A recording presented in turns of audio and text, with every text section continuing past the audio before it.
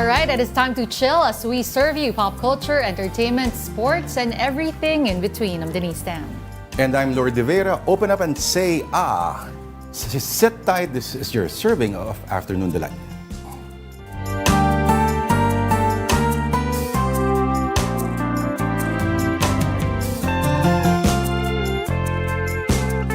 It is Friday, June 14. Your Magdiwang favorite day of the week. Magdiwang na tayo, weekend na. Lourd, anong plano mo? Nalungkot ako. Bakit? Kailangan ko pala mag-work, magpinta. Ay, baliktad tayo. Oo. Ikaw. Pahinga. Nako, alam mo, manonood ka sigurado ka ng mga pelikula sa bahay, sa mga streaming. Masarap dyan kasama yung delight natin sa araw na ito. Oo. Ano to, parang, ano ba yan, ensalada? Parang Filmex twist. Meron tayong sisig taco, soft shell tacos. Sisig tacos. Nakakatawa, no? Na ang Kasi daming ang urig naman talaga na tacos ay soft. Oo. At ito, sino ang isa sa mga unang-unang nag-serve ng tacos sa Pilipinas? Sino? Magugulat ka. Oh. I mean, sa commercial na is this then, hindi pa siya part ng chain, but a resto called Greenwich. No. Na ika nga ng mga tiyahin mo ay Greenwich. Sila lang may tacos. Anong palaman? Anong nasa loob? Well, the usual. The ground beef. Oo. Ground beef. Tapos yung iba, dadayain ka, maraming lettuce. Mga fillers lang. Tapos yung parang paramdam lang halos yung a ghostly reminder of what should be ground beef. Yan. Pero ngayon, dami ng variety. Oo nga eh. Pero alam mo, Denise, ang urig naman talaga at hindi malayo na sisig yung gamitin. Kasi yung urig na taco sa States, medyo ganyan din mga parts talaga ang gamit. Yes. Yung nasty bits. So-called yung pork head, pork mask. Okay, pero grabe naman to. Ang dami ng... Glenn, ang dami ng mga... Ang dami ng sili. Ang dami. Pero parang masarap yung maraming onions. Yes. Do the honors. At pansin ko yung onion na to para siyang ang tawag doon? Parang caramelized sweet onions. Caramelized or pickled. Pickled onions. Sige nga, tikman natin to. Kasi may binibilan ako ng masarap na sisig tacos dito sa may malapit-lapit lang. Sige nga, tikman mo, Lourd. Pinapile up ko lang yung mga onions. Tinatanggal yung mga gulay. Hindi, kinukuha ko nga, nilalagay ko. Ikaw naman, Ba't ganun? Ang dami ng sisig mo. Ay, pala tayo? Pala tayo? Mukhang naano tayo ni Glenn, parang mas favorite Ang Makati ata ako. Parking Building tayo ni Glenn. Tikman nga natin. Sige. Kasi yung pinaka-show, kung sa mga hardcore talaga ng Mexican mga sa kanila, hindi hardcore na yung carnitas. Yeah, that's so basic. Okay. Ayun, ang dami ng variety Musta? Gusto ko po yung nguya na lang na dinig mo. Lapit pa natin. ASMR. Direct ASMR. Tapos, anong magandang background music na to?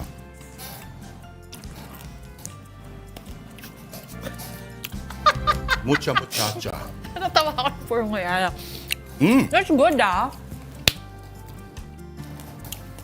At walang mga dressing. Wala siyang sisig. Pero mas masarap siguro ito pag medyo maanghang. Wala siyang mga dressing, walang mga white sauce, walang sour cream. American style yun. Ito, yung kumontra lang sa yung thickness, yung pagiging ng pork, was yung juice from the pickled onion, yung asim niya, yung tartness. Try ko ito mamaya nung may sili naman. Diyan ka lang kukuha lang ako ng mainom. Ipang partner mo. Sige, habang... meron na pala. Meron na? Ayun na pala. Gusto sige. ko hawakan mo, tapos makikiinom ako sa'yo kunyari. Okay. Recreation. Bango. Okay, sige. Ayan. Ayos ba? Buhay na buhay ka na Teka naman. muna, ibabalik ko sa kanya. Ibabalik ko sa'yo. Ay, babalik mo pa sa akin? Sige. Ayan. Nakiinom lang ako sa'yo kunyari. Akin talaga to. Sa'yo talaga yan. Sige. Sa'yo yung tequila na yan. Nako po. Eto, pag-usapan na lang natin ang ating mga storya on social Oo. media. Ano mga pinag-uusapan ba? Ito, on CNN.com, Taylor Swift's Edinburgh fans danced so hard it registered as a seismic activity. Seryoso ba talaga yan? Oo. Gaano ba sila kabibigat? At Siguro nagsabay-sabay din anong kasi. klaseng pagsayaw ang kailangan mong gawin para magkaroon ka ng reverberations? Siguro ito yung sabay-sabay tumatalon, sabay-sabay yung beat nila. Ganyan yung nangyari. So, she is in the stadium, in Murrayfield Stadium. Ayan, for the last 3 nights. Friday, Saturday, Sunday yun. Pero yung nag-register na yun was on June 7, nung Friday pa lang. Ito, nakalagay, detected by sensitive scientific instruments designed to identify even the most minute seismic activity many kilometers away. The vibrations generated by the concert were unlikely to have been felt by anyone other than those in the immediate vicinity. Kaya naman, sa Scotland to. Sa, dapat, Edinburgh. That parang dumadahak-dahak ka na rin. So kasi 73,000 fans naman daw yung present that first night. Ilan? 73? 73,000. Paano magkakasya yan sa isang... Sa bagay. Kasi sa floor pa, di ba? Oo. So talagang shake. Nagsishake Correct. talaga yung Nagsishake yung planeta. Pero alam mo, so may katotohanan siguro tong isang yung parang theoretical parang question na ano raw mangyayari pag lahat daw ng Chinese people on this planet sabay-sabay na tumalon. Magkakaroon daw ba ng earthquake? Malamang si Taylor Swift lang ang pwedeng magpatalon sa experiment na yun. Diba? Yun, so area lang kunyari ng venue. Pero, Yes. So, by the same token ba, pag lahat ng Chinese people ay sabay-sabay umihi, halimbawa, magkakaroon ba ng... Okay. Tataas ba yung sea levels?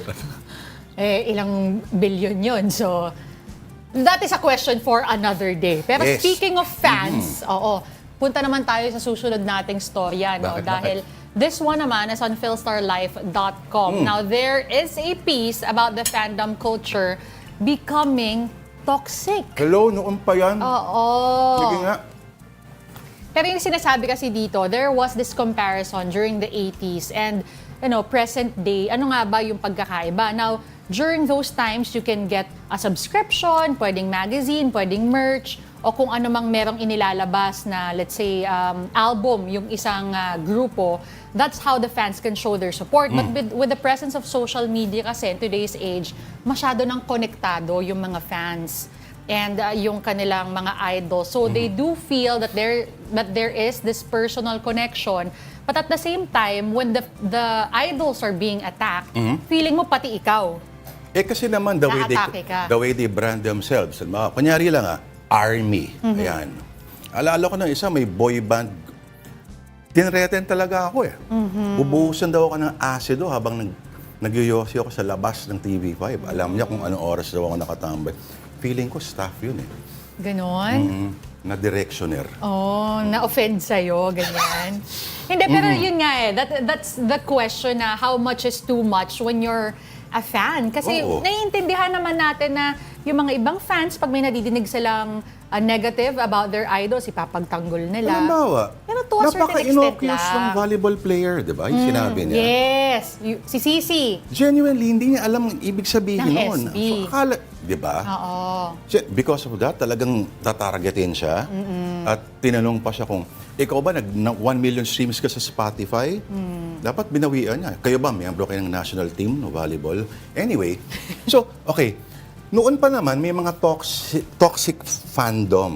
Pero iba kasing level to. At mga toxic fandom noon, limitado lang saan? Okay, sa Europe, kunyari, football teams. Yan, ako yung hooliganism.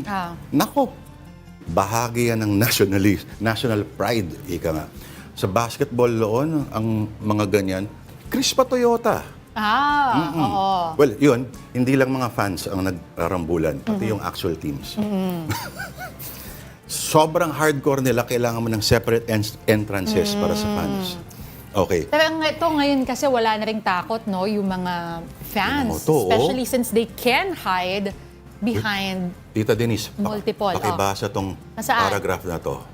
Recent developments suggest that fan culture has taken an even more sinister route, with chronically online cloud chasers sometimes even harming those they love. For example, Sesang behavior, a well-documented movement in South Korea where so-called admirers camp outside of their Huy! idols' homes. Talaga? Nako, leak their personal details and allegedly try to kill their opponents. Grabe naman yon. Personal details sino?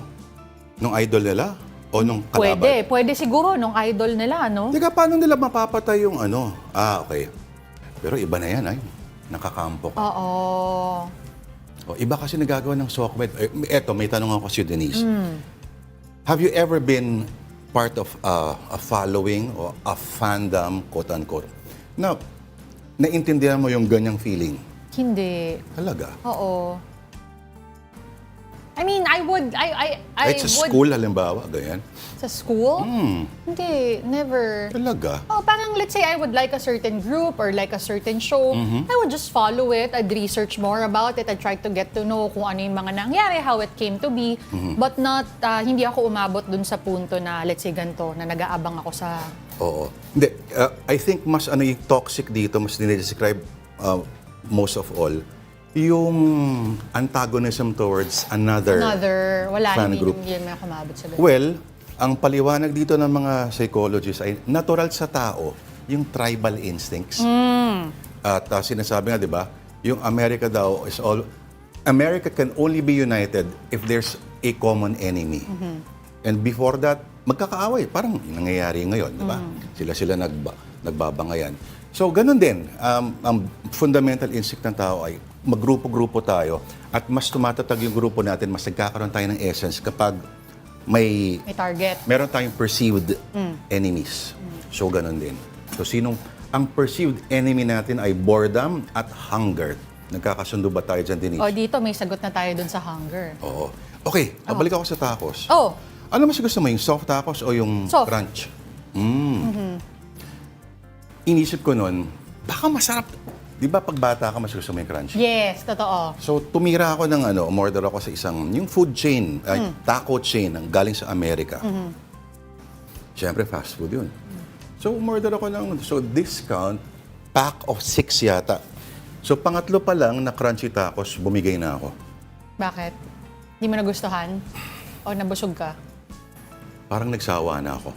Pero pag ganito, hindi ka nagsasawa. Hindi.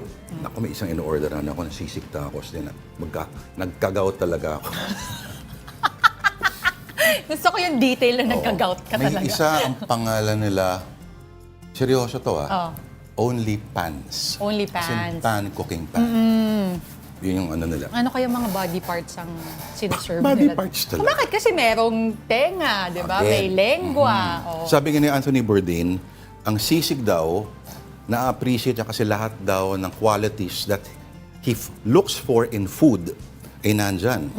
Malutong, cartilagey, malambot, ano pa ba yun? Fatty, may meat ng konti, etc. etc. So, nandun daw lahat. So, sakto nga naman na kinokontrast mo itong yung soft dough, soft na tortilla, plus, yan, balanse. Balanse. Ganun din. Ngayon, may mga chicken tacos. Ay, mga weird na fish Iba-iba. tacos, meron din. Wala namang per se weird eh. Ano lang, hindi lang tayo sanay, kumbaga. Pero sa ibang culture, madalas nilang ginagamit. Kunyari yung lengua, Yan. diba yung mga ganun. Pero ito, Lourd, bago natin tikman pa at mas namnamin itong sisig tacos, punta naman tayo sa Ikaw na ating... magbasa niyan, Denise. Okay, sige, punta tayo sa showbiz balita ngayon at makibalita tayo. Alamin natin ang thoughts ng ating entertainment producer sa so-called toxic fandom culture. Tito Von Belenario, ano nga ba sa tingin mo ang nangyayari dito sa fandom culture at ano ang mga updates mo sa amin from your showbiz balita? Nako, hello, Lourd and Denise. No, happy Friday and happy weekend. Grabe sa Friday, talaga naman. Pero yun nga, bago tayo dumako sa mga mainit na balita sa mundo ng entertainment, tama ka dyan, Lourd and Denise, mainit nga na pinag-uusapan yan, toxic fandom culture na yan, lalo pat naging maingay nga yung controversya sa pagitan ng SB19, yung mga 18, yung fandom ng SB19, at saka nga dito sa volleyball player na si CC, na talaga namang both of them nag-apologize na. Si CC nag-apologize na, and then at least naglabas na rin ng statement yung dalawang members ng SB19, si Pablo at saka si Stel, na sana pigilan na at wag na makipag-engage pa sa mga negativity pa sa social media. So I think tama yung report na yan. Meron talaga mga toxic fandom na sa halip na dapat good vibes lang yung pag-iidolo nila sa isang personality o sa isang grupo, parang lumalagpas na doon sa limit. Diba, Lourd and Denise? Ikaw ba, Tito Von, na-experience mo na ba na tinroll ka o hinaras-haras ka verbally at least ng mga followers ng isang grupo o ng isang artista dahil hindi mo naman sinasadya, may nireport ka. Minsan may ganun eh. Oo. Kahit actual na nangyari, at sinabi mo, nireport mo lang yung nakita mo, aawayin ka pa rin nila. Ayaw kasi nilang may negative na nasasabi. Ano, may ganun ka na ba, Tito Not Von? necessarily may negative akong nasabi, pero may nai-report tayo at talagang dinumog tayo ng isang fandom. Hindi ko nila sasabihin kung anong fandom yon. Clue! Lalaki, babae? I think nangyari siya last year lang. I think nag-apologize naman yung management. Kinontak naman ako ng management. And kinausap naman nila akong ng maayos. Hindi ko nila sasabihin kung anong fandom. Baka umingay ulit. Pero malamang Pinoy yan, ano? Tito Von. Malamang Pinoy. Malamang Pinoy. Okay. Warmer. Ano kaya ito? Ang warmer. Malamang dance group. O yan, bago ka pa manghula, Okay. Lourd and Denise, nako, ito na nga, ibabalita ko na sa inyo yung mga maiinit na balita sa mundo ng entertainment. At unang-una na nga rin, ito na naman si Zian Lim, nagsalita na naman tungkol sa breakup nila ni Kim Chiu for the nth time. Yan yung sinasabi ng mga netizens Ano at ba? fans, no? Hindi ba may bago ng girlfriend yan? Oo nga, confirm na rin, di ba? Yun nga. This is almost a week after nagsabi si Kim Chiu na sana tama na, let's give each other respect, etc. Sana matigil na yung mga ganitong statement. Nito lang, sa latest interview nga niya, no, binahagi niya na hindi siya ang nag-initiate ng breakup.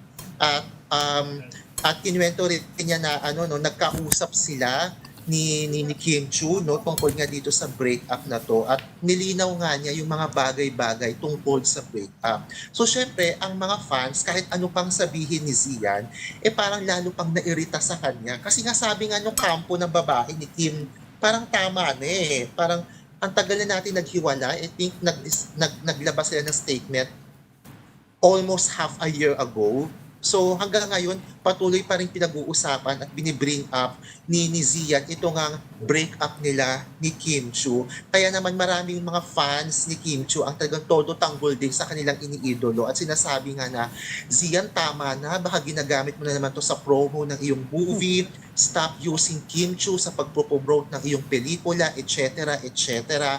So si Zian naman, in fairness, sinabi rin naman niya na to stop na rin the bashing, to stop na rin the speculations ng fans at ng mga netizen. Kaya rin yung nasabi at naglabas ng pahayag tungkol nga yan.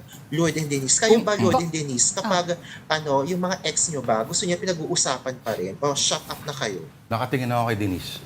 Yung mga ex, Tayo kayo sagot nga. wala na, parang kinalimutan mo nang nangyari. Ay, grabe. Bakit? Kanya-kanya yan. Hindi ba siya, naging bahagi naman siya ng buhay mo? Hindi ba pwedeng alam mo yun?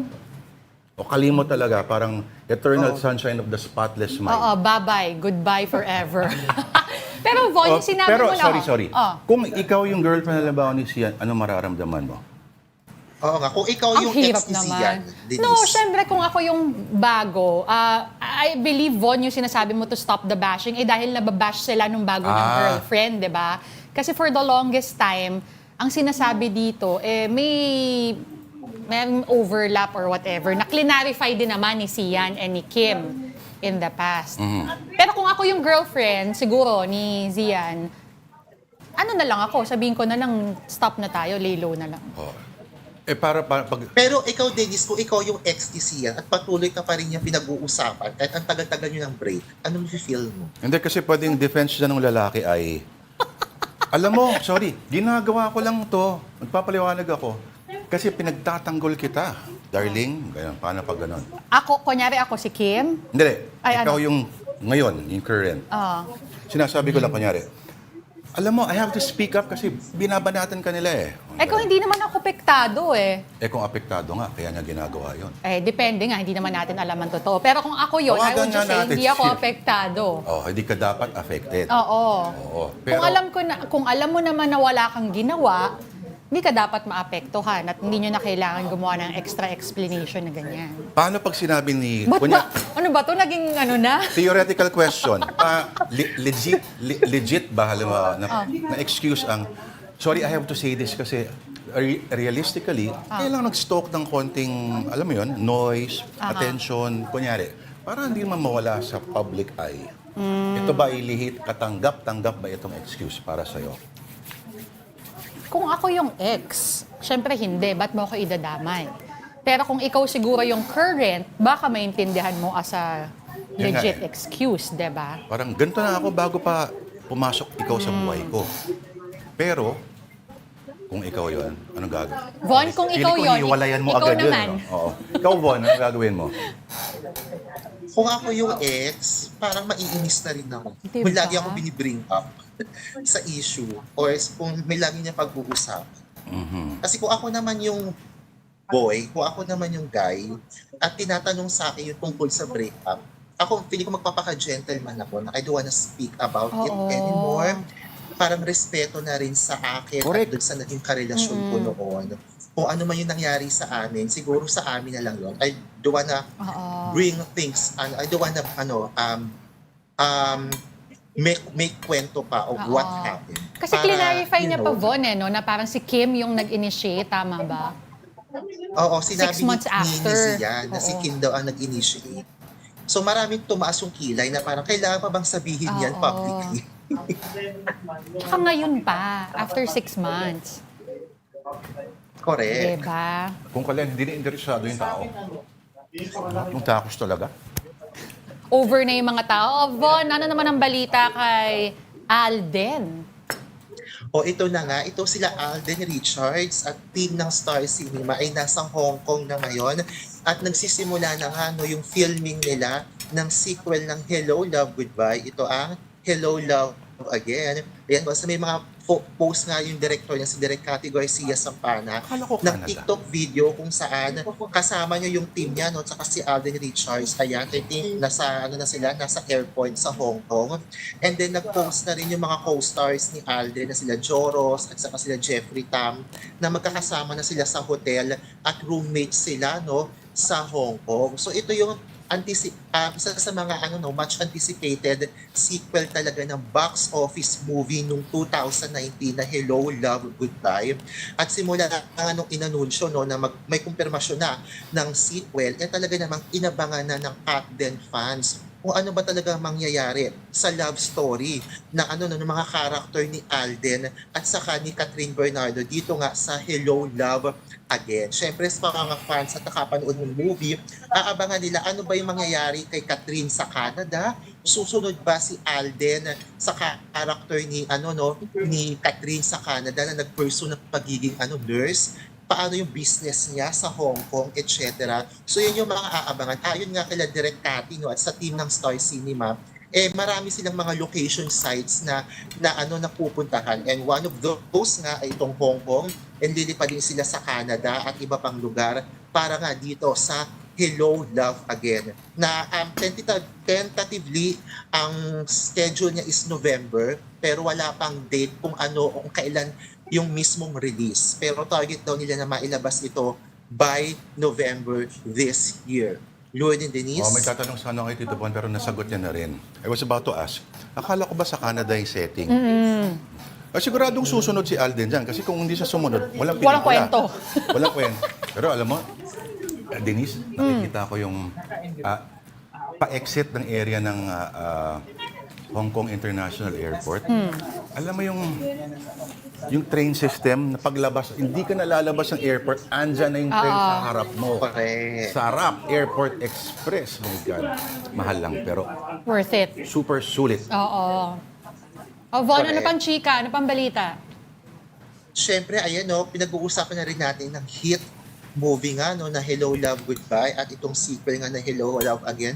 Pag-uusapan na natin hit after hit. Ito nga no, itong Inside Out 2 made a history dito nga sa ano no, local box office scene dahil tumbabo ang pelikula ng mahigit 88 million pesos on its first day of showing at gumawa ito ng tatlong historic marks. Unang-una na nga rin no, Inside Out 2 is the third biggest film opening of all time in the Philippines, the biggest opening day of all time for an animated film, at the biggest opening day of 2024. At patunay nga dyan, Lourd and Denise, no, nung June 12 at saka kahapon, lumalabas sa mga photo sa social media, sa karamihan sa mga sinihan, hindi lang dito sa Metro Manila, kundi sa mga probinsya, ang haba talaga ng pila sa mga sinihan, kasama ng mga magulang, yung kanilang mga anak, mga bagets, na talagang nakapila para manood nitong Inside Out 2, na showing na nga dito sa ating local cinema. Siyempre, ang Inside Out 2 ay sequel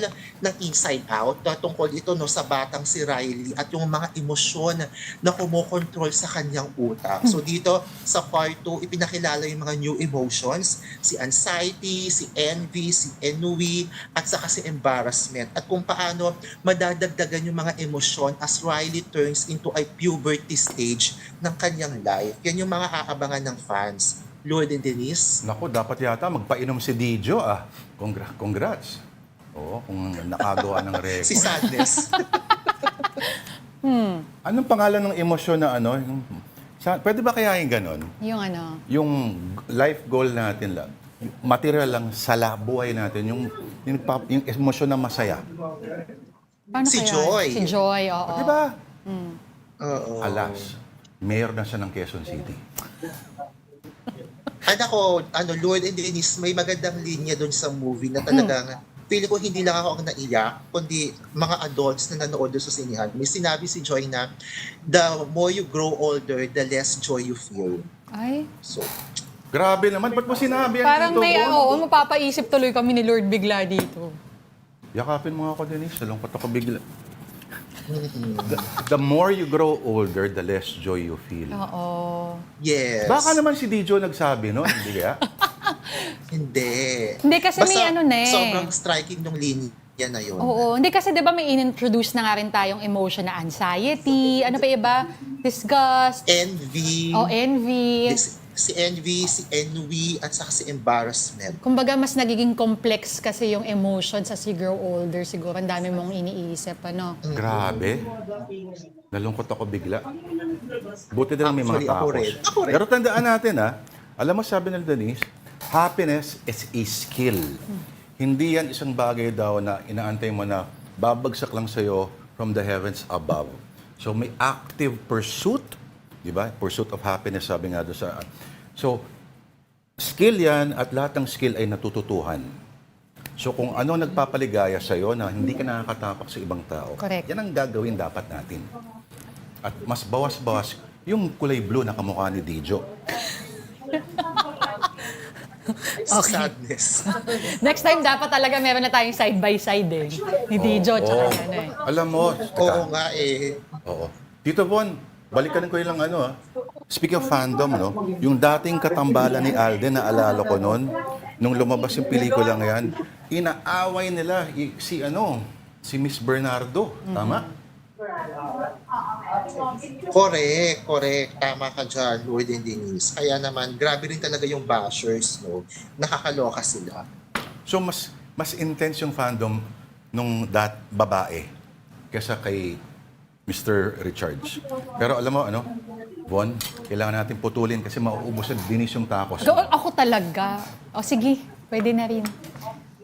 Thank you, Tito Von. Happy weekend. Happy weekend, Lourd and Denise. Happy weekend. Yan. O hindi lang showbiz ang hatid naming balita at hindi lang kami ganon ka-intense mag-discussion. Okay, maraming pang iba. Catch them all sa aming pagbabalik. Parang Pokemon lang, Dito lang po kayo sa Afternoon Delight.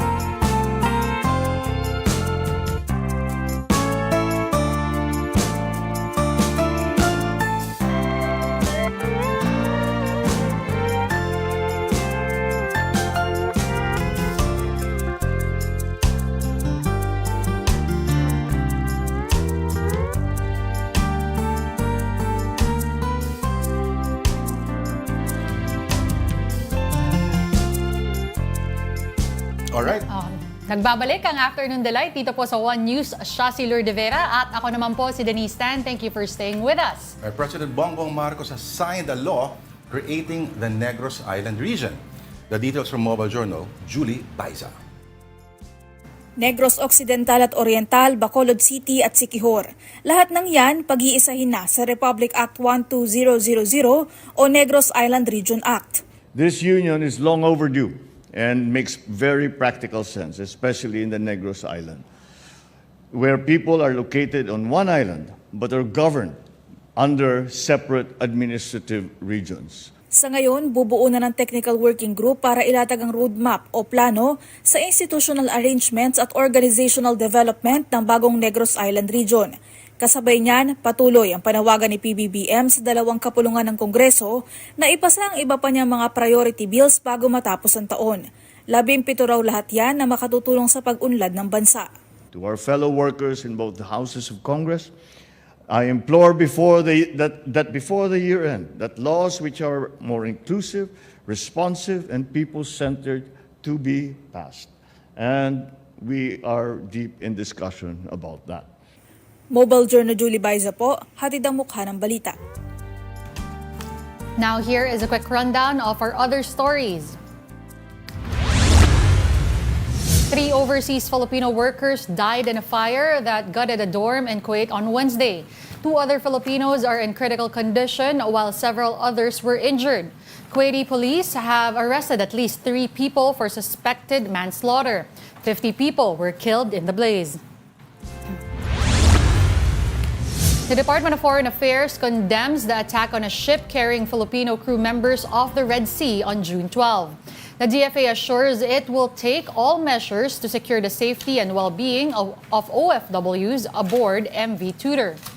Houthi militants have claimed responsibility for the assault, which left the ship seriously damaged. And Malacanang has announced the new appointments, among them Jaime Santiago as National Bureau of Investigation Director, replacing Medardo de Lemos.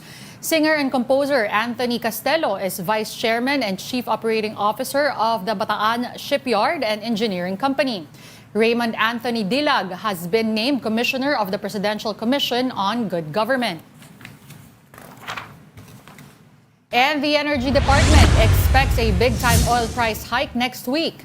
Gasoline could go up by at least 60 centavos per liter, diesel by 1 peso and 45 centavos, and kerosene by as much as 1 peso and 90 centavos a liter. The DOE cites as factors for the increase U.S. crude inventories and interest rate cuts and reduced oil exports from Saudi to China. All right, Denise. Meantime, several lawmakers are calling for the absolute banning of all POGOs. But the PACOR chief says that government stands to lose a lot if this happens. Mobile Journal Francis Orsho reports. Philippine offshore gaming operators or POGOs are getting a lot of heat over links to organized crime. But for PAGCOR, the agency tasked to regulate the industry, legitimate POGO companies should be given a chance. PAGCOR Chairman Altenco said the agency has done a major cleanup since the Marcos Jr. administration took office. From nearly 300 POGOs, the number has been cut down to 46 active and licensed offshore gaming firms. Sana po bigyan naman natin ng pagkakataon yung 46 na license fees natin ngayon dahil sila po nag-ahanap buhay ng maayos at matino. And the government is deriving close to about 20 to 22 billion pesos in terms of license fees po and payments to the BIR. So where did the rest go? PAGCOR says most are no longer in their previous declared offices. However, they don't have the power to go after these unregulated operators. PAGCOR does not have any police powers, no? So we have been coordinating with our police authority and other departments of the government through a task force. Kami po ngayon ay nagpapalitan ng mga informasyon nang sa ganon, ito pong mga illegal operators na ito ay masugpon at mahuli na. Tenko said the properties where illegal POGO firms used to operate are being forfeited by the government. For Senator Win Gatchalian, PAGCOR is having a hard time operating with its conflicting mandate. Yung PAGCOR, talagang nila ito, responsibilidad nila ito. Importante na nagre-regulate sila. Ang nangyari kasi ngayon, yung PAGCOR, dual personality, may operation at may regulation. Dahil dito sa conflict of interest, hindi sila nagre-regulate ng mabuti. At nakita nga natin doon sa case ng Banban na mayroong 24/7 na PAGCOR personnel doon pero nakalusot pa rin sa kanila yung operation sa Banban. Kung ikaw ay aktibong regulator, dapat hindi makakalusot to sa'yo. Tenko said he agrees. In the amendment that we are proposing, we want PAGCOR to be purely a regulatory company.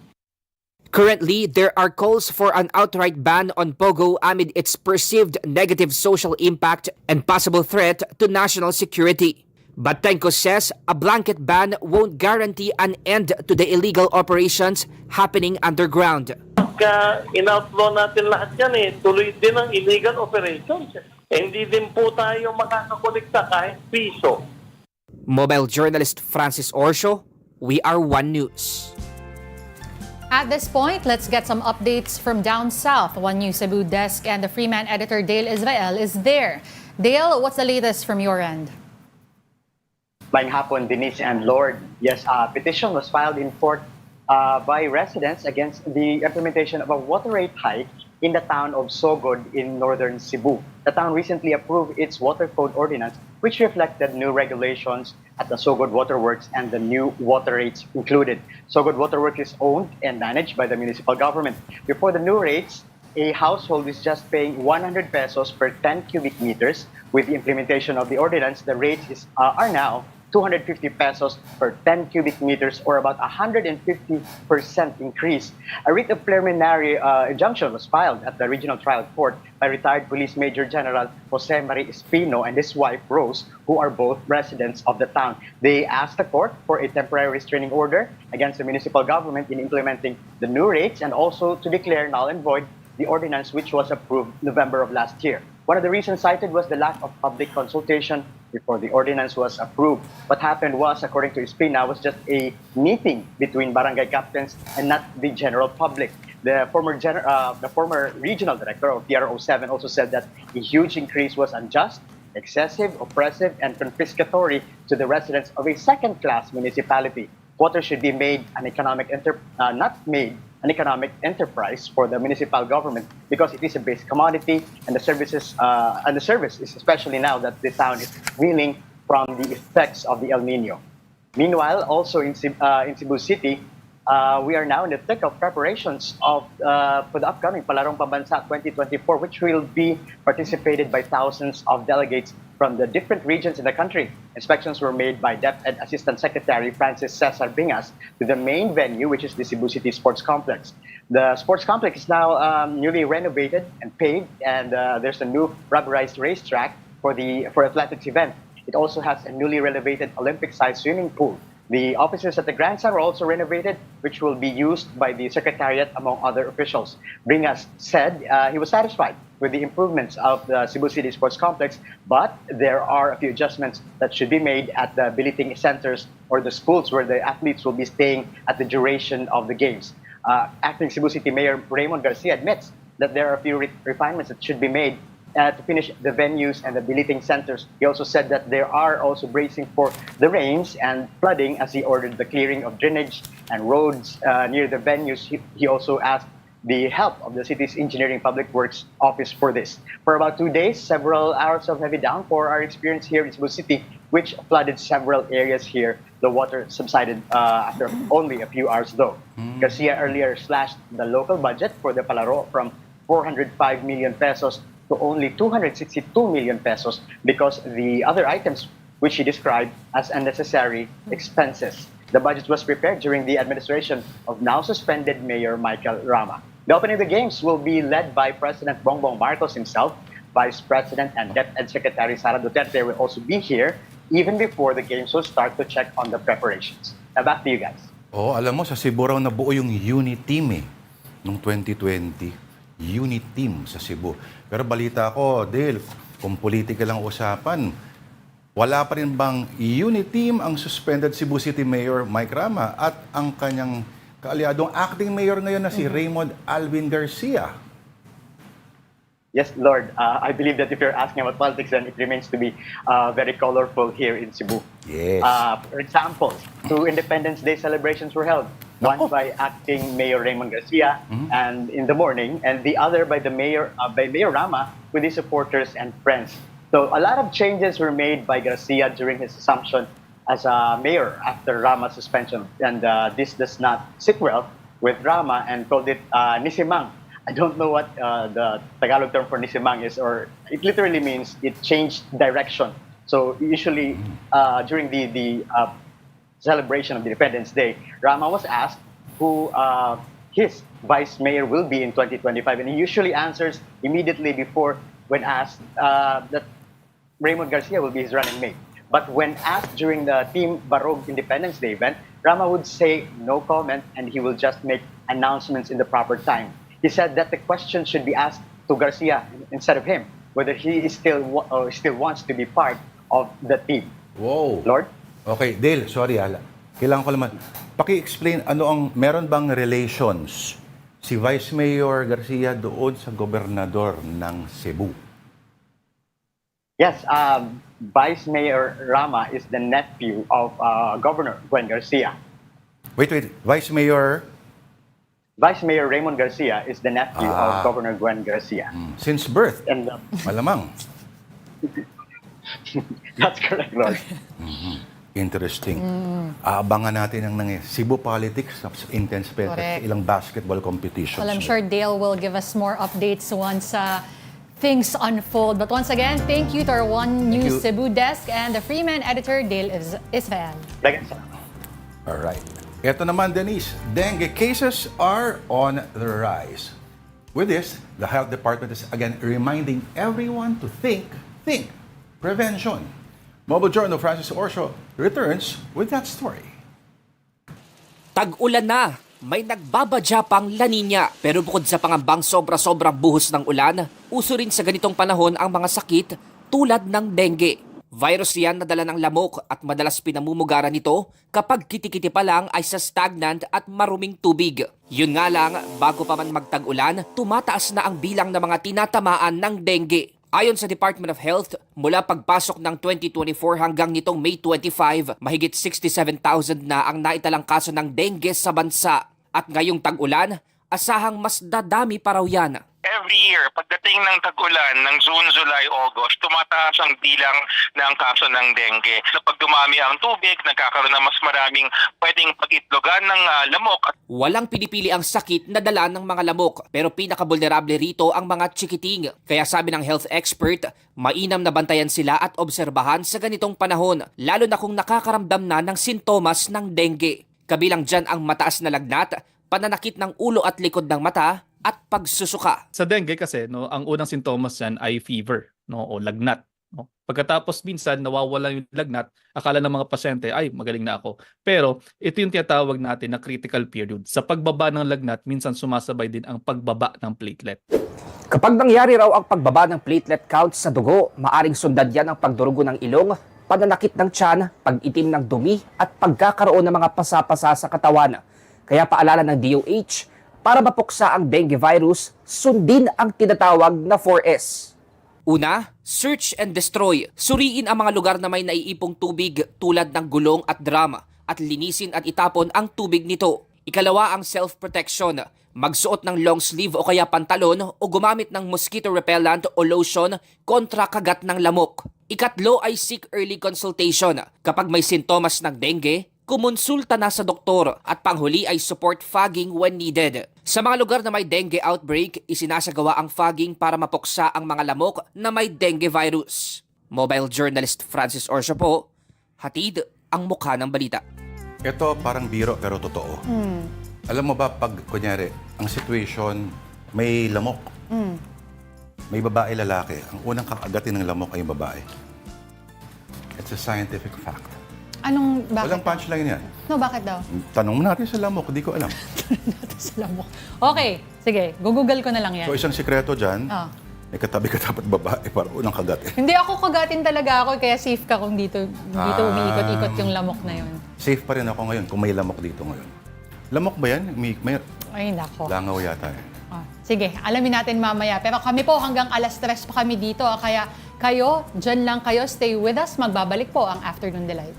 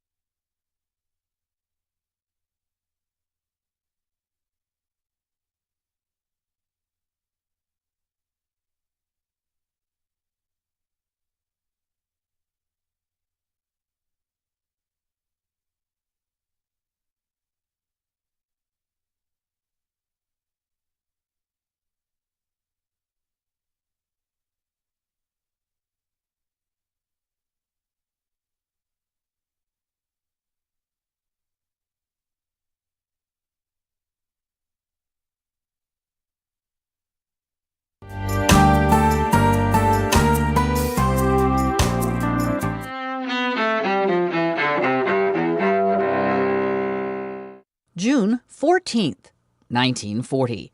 During World War II, Paris falls into Nazi hands as German troops enter France's capital. That same day in German-occupied Poland, the Nazis open a concentration camp at Auschwitz. 1985. Shiite Muslim militants hijack TWA Flight 847 shortly after takeoff from Athens, Greece. He has pulled a hand grenade pin and he is ready to blow up the aircraft if he has to. We must, I repeat, we must land at Beirut. We must land at Beirut. No alternative. The hijackers demand the release of hundreds of Lebanese from Israeli jails. They force the plane to crisscross the Mediterranean, landing in Beirut 3 times. The 17-day ordeal ends after the hijackers kill a U.S. Navy diver and dump his body on Beirut's tarmac. 1777. During the American Revolution, the Continental Congress adopts the Stars and Stripes as the official flag for the new United States. 1928. Ernesto Che Guevara is born in Rosario, Argentina. The leftist guerrilla who fought alongside Fidel Castro in the Cuban Revolution remains a global icon. And 1946. You're fired. Real estate developer Donald Trump is born in New York City. Trump's celebrity hits new highs as host of the TV reality show The Apprentice. Today in History, June 14th. Camille Bohannon, The Associated Press. All right, Donald Trump, 78 years old today. Babatiin ko ba siya ng happy birthday? Hindi. Pero babatiin ko kung buhay siya ngayon, 96 years old, ang revolutionary icon na si Ernesto Che Guevara. Ako naman po, si Lourd Ernesto de Veyra. Kasama po ang ageless talaga. Grabe naman. The eternally beautiful and dynamic Denise. Thank you. I wish that on myself forever. Ring. Okay, pag-usapan naman natin, a Filipino scientist in Sweden has gone viral for a groundbreaking project. Mobile journal Denise Valdesancho tells us more. Air turned to electricity. Yan ang goal ng isang Pinay scientist sa Finland. Viral ang 3-minute thesis presentation ng 29-year-old PhD student na si Princess Kabotahe para ito sa isang kompetisyon sa Finland. Good afternoon, everyone. I want you all to take a deep breath. Now exhale. What if the air you just breathe in can charge your phone or power your car? With the climate crisis, this isn't just a dream. It's a necessity.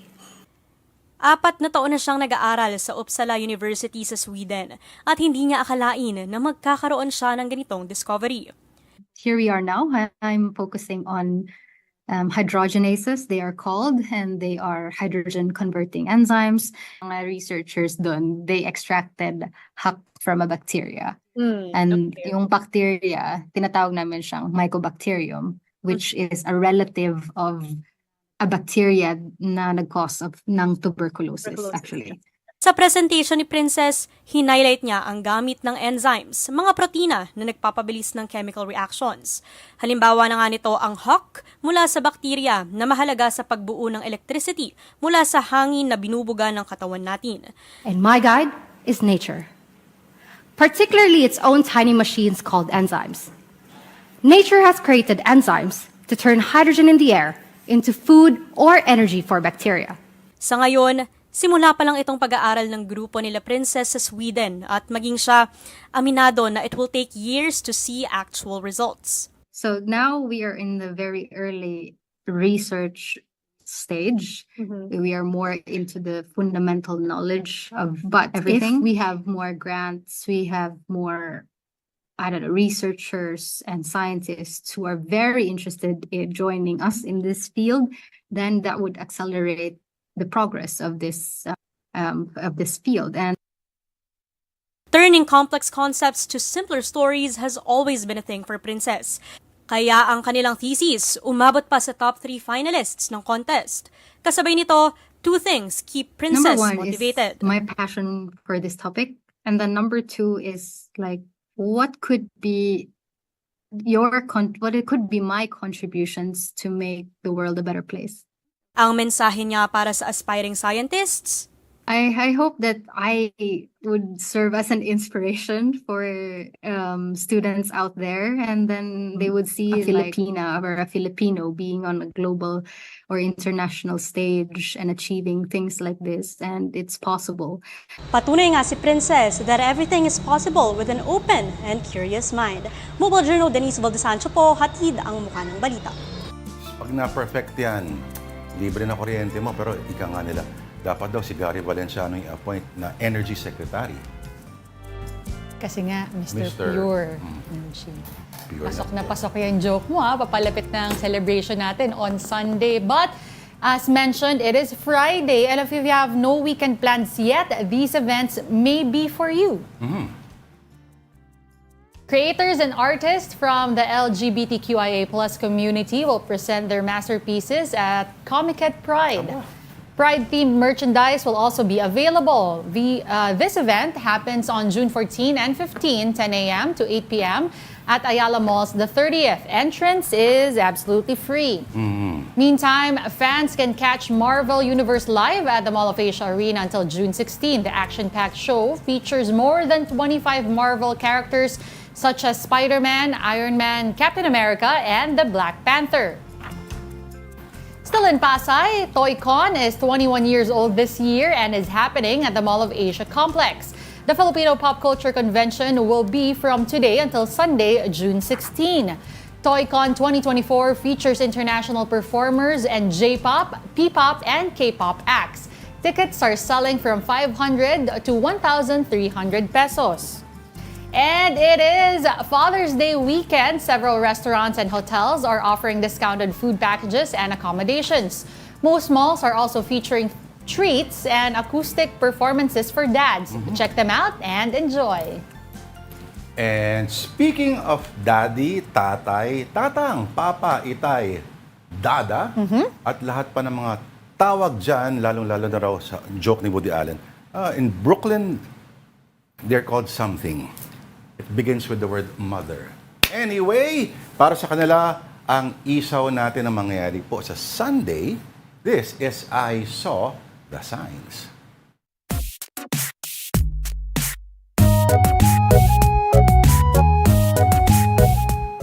Alright, kung sa States, dad jokes ang tawag dito, tito jokes. I Saw the Signs, the dad jokes edition. Denise, ito yung una. Ito yung mga banat na sa sobrang corny. Babatuhin mo yung screen ng TV mo at magkakaroon ng napakalaking lamat. Anong sabi ng Daddy Donut sa Baby Donut na nasa taas ng puno? Do not fall. Hindi. Ano? Anak, Bavarian. Nakakainis. Okay. Okay, pwede na rin. Sige. Ano ang kabaliktaran ng kaluluwa, Eddie? Ano? Kalulunok. May point nga naman. Denise, anong tanong ng Baby Ulan sa Daddy Ulan? My God. Ano? Ihanda na po. Tay! Nay! Tay! Ambon ba ako? Okay, ang huling entry for today, conversation between father and son Pedro. Pedro, Itay, pinagalitan ako ng teacher ko po. Tatay, bakit naman anak? Pedro, hinalikan ko po ang seatmate ko. Tong anak ko manang-mana, masarap ba? Opo, pogi po siya. Kung napugian talaga siya Ano, meron pa ba? And with that, kami na po. Ikaw na pala, Denise. Kami na po ang unang mag-greet ng Happy Father's Day po sa lahat ng responsableng ama. Responsable lang Pero kung kagaya kayo ni Happy Father's Day pa rin. Okay. At maraming salamat po sa panonood ng Afternoon Delight. Ito, all my rage I channel into this. Okay. Ako po, si Denise Tan. Happy Father's Day, Pa. Linggo I love po. you. Isa pa. Sorry, sabayan ko. Happy Father's Day, Papa. I love you. Pa, yan. Pa, tatay ko kung nanonood ka ngayon sa probinsya, magpadala ka ng pera, pakibenta na po ang kalabaw. Linggo po, araw ng mga tatay. Lunes, kita-kita tayo ulit. 12:00 ako po si Lourd de Veyra. Happy Father's Day sa lahat and have a great weekend ahead. At ito, para sa nagsulat ng joke,